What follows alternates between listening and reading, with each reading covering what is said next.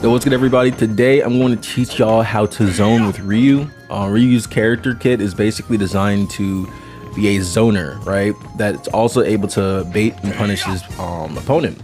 So with that being said, today I'm going to teach you guys how to master bait and punish. So first I want to talk about Hadouken, and I also want to talk about Shakunetsu, right? These two moves, they're very important to zoning, right? Because whenever you want to zone, you want to be able to use projectiles and force your opponent to pick options that they normally wouldn't pick, right?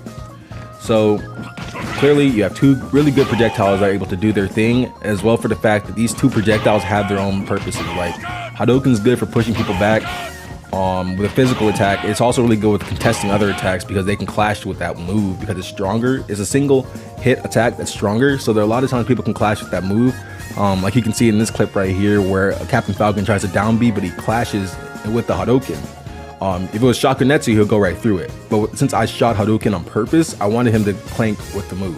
So yeah, it's very important to learn the difference between Shakunetsu and Hadouken because of the fact that you have to learn when to apply certain attacks. And you also need to learn to mix them up. If you keep spamming Shakunetsu over and over again, like you can see in my first to 10 set against Ronin, it doesn't really pay off as much because of the fact that we all know what you're trying to go for over and over again, right? And on that topic of knowing what you're going to go for over and over again, you can see at some point in that set, for example, I'm going to link the set in the description. So you can see during that set, at some point, I realized that Ronin is way better than me at shooting projectiles and boxing me out, right? I acknowledge that and realize. Now, as I have stated earlier in the guides, Hadouken and Shakunetsu have 57 frames of lag. Like the whole move takes 57 frames to complete, all right? From the moment you shoot it to the moment you're able to move, 57 frames. That's almost 1 second of lag. So your opponent can react, okay, to you shooting out of Shakunetsu and go punish you for it. It's easily doable. And because of that, you don't like to spam this move a lot because you can end up losing sets for that, all right? Especially when you're throwing it out without a game plan. You need to throw it out with a game plan, okay? You need to know what move is going to come next if the opponent does certain things, or if they get caught by the attack, so you can also pressure them.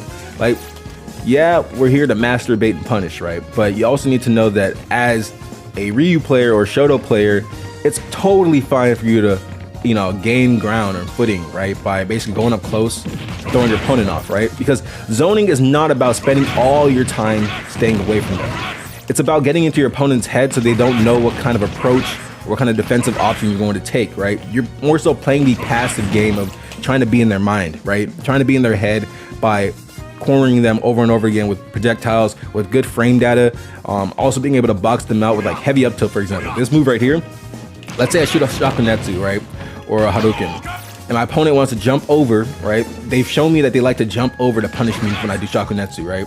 So what I could do is if I shock you and like drift back or whatever and they jump in, I can do a heavy up tilt. Heavy up tilt, for those of you who haven't watched the moveset guide, because some people don't, heavy up tilt is invincible, full body up, like upper body invincible, sorry. It's full upper body invincible. So any attack in this game, literally any attack in this game that's not, you know, invincible as well, will lose to heavy up tilt. And there's rarely any move that beats it, honestly. So yeah, you throw it out there, you win the exchange, and you can just reset neutral again. Like after you get that heavy up tilt, you can just focus attack back and reset and start, you know, zoning once again. There are other things you can use in your bait and punish tactics. You can use F tilt, which is invincible as well. This is really good at poking at people, like walking back, throwing out a, you know, an invincible leg in front of you. It's not, you know, that full of lag. Honestly, it's almost lagless, and it's really good at being able to, you know, catch somebody who's trying to jump in on you and then punish them with like a combo or like a shaku or something, like another projectile. Basically just to get on their nerves, right? You want to make sure you can get on your opponent's nerves and fluster them as much as possible. So one thing I love about Ryu as a zoner in this game is that Ryu has the ability to fight up close, all right? As a zoner, most times you're not able to box really well, but Ryu can box very well. Like heavy up tilt, invincible, like I mentioned. His down tilt is frame 2, his up tilt is frame 3.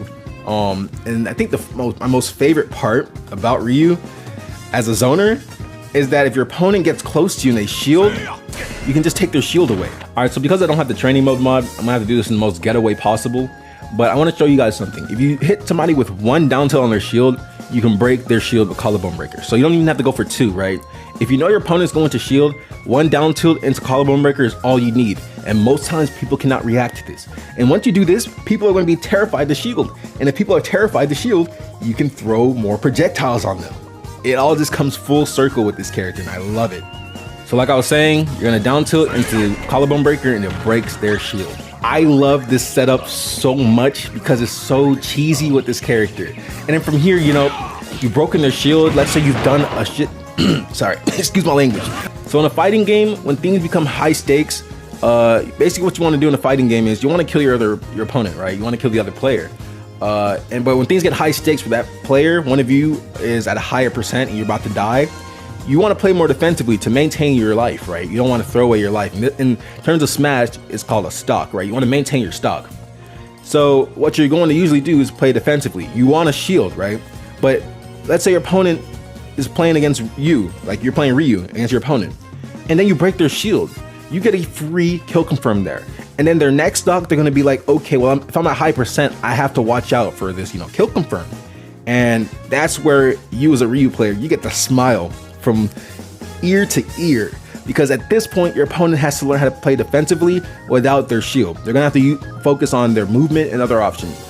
And at that point, for you as a Ryu player, you need to be very aware and conscious of your decisions, because now you no longer need to spam a 1 second long attack. Okay, what you want to do is watch your opponent and punish them accordingly, because now you've already mastered